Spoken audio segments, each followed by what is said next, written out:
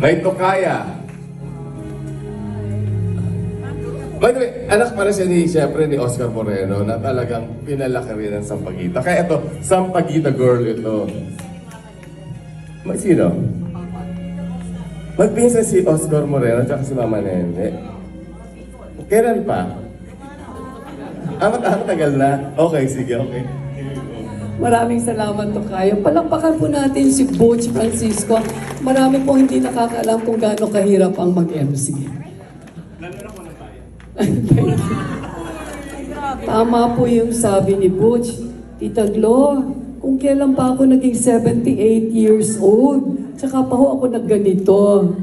Na may kumikislap-kislap. Yes. And I'm enjoying it. And I'm looking forward to putting this in the cradle of my apo sa tuhod. Kung meron po akong apo sa tuhod na ibibigay ko po ito sa kanya pag-uwi ko. Anyway, Tita Glo, happy birthday. I would like to invoke the memory of my dad, contract star po ng Sampaguita, si Oscar Moreno.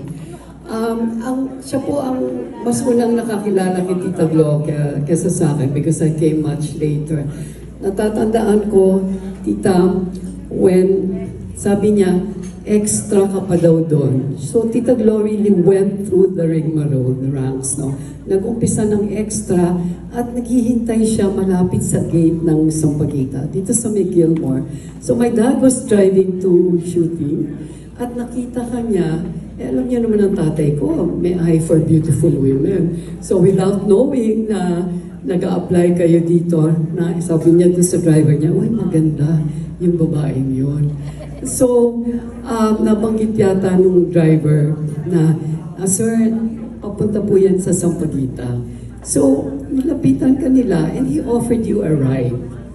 At that was the first time he met you. And that was the start of a beautiful friendship between my dad and Tita Glo. At madalas nga niyang sinasabi, siya daw ang nagbinyag sa inyo nung moniker na Paching-Ching. Yun daw ang Abu-Ching-Ching, Paching-Ching. Ayun, natatandaan niyo pa, buti pa kayo. And he always referred to you as that. And it was my father, among many, many others after him, who affirmed na iba daw talaga yung Gloria Romero. Ngayon po sa atin, usong-uso yung Lodi, di ba? Pero ako parang makukonsensya ako kung gagamitin ko yung Lodi dahil ang gusto kong gamitin ay idol. Dahil ito talaga yung idol. I'm sure marami na po ang nasabi tungkol kay Tita Glo ngayong gabi. But I would just like to guess, make an educated guess, kung ano yung magiging legacy niya sa pelikula. Siguro, Tita Glo, maraming nagtatanong sa inyo niyan sa mga interviews. And I will dare guess that it is not the many pictures that she made, box office successes and critical successes. Hindi po yung napakarami ninyong awards na natanggap for your craft, but the recognition na in your own particular unique way, itinaas po ninyo ang bar. You raised the bar, you raised the level of the dignity,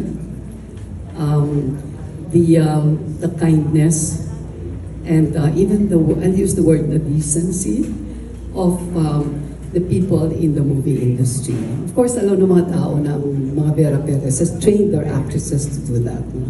But Tita Glo was the epitome of that. So yun po ang hindi namin makakalimutan sa inyo.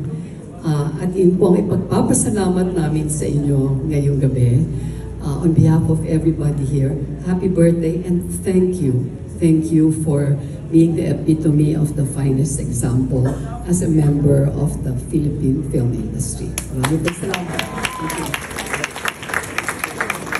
Maraming salamat, Ms. Butch Anson Roa Rodrigo.